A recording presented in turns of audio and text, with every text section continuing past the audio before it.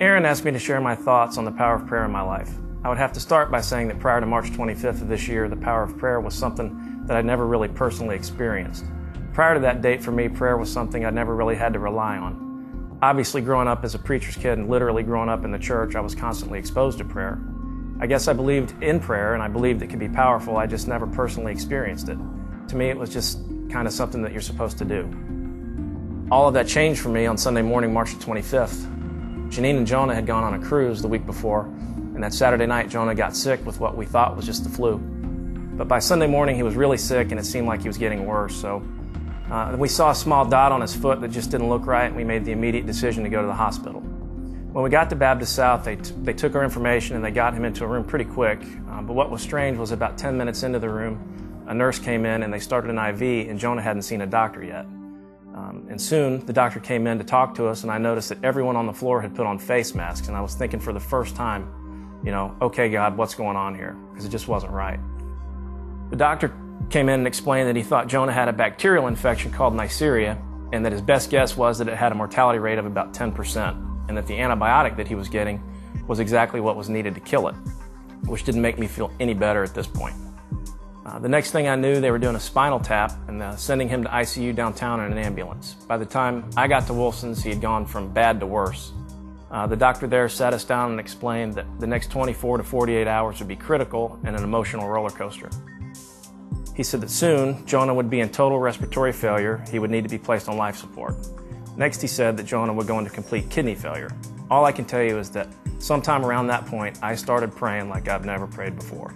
I started and basically didn't stop for about 5 days. To say that it was an emotional roller coaster doesn't even do it justice. We would get 1 or 2 pieces of good news, then the doctor would drop a bombshell that could basically change everything in a moment. So I would walk outside and I would pray. I ranged from begging God to save Jonah to almost screaming at God for letting him go through this, and then I'd go back to begging again. About 2 or 3 days into this, the cards and the phone calls just started pouring in. It got so intense at the hospital that they locked the floor down and they took his name off the register. It became obvious that there were people all over the world praying for Jonah. We heard from people all over the United States, from India, Brazil, Singapore, all praying.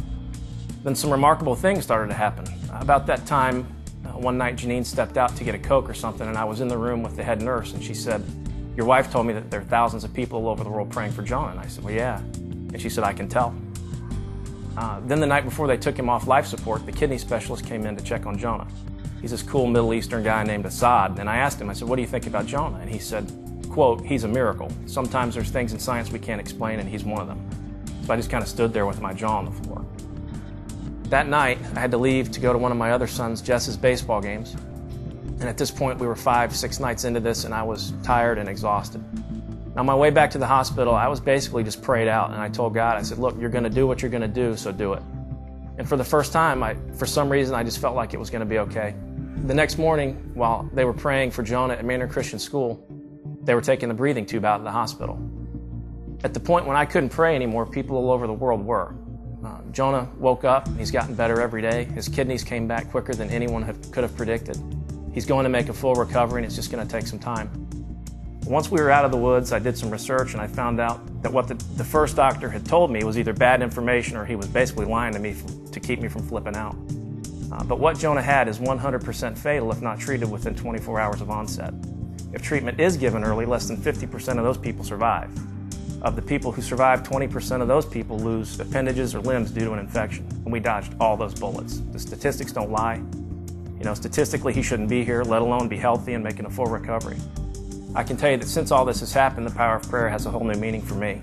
I don't claim to have any answers as to why God chooses to do what he does, but I can tell you without a doubt, the prayers of thousands are what saved Jonah's life.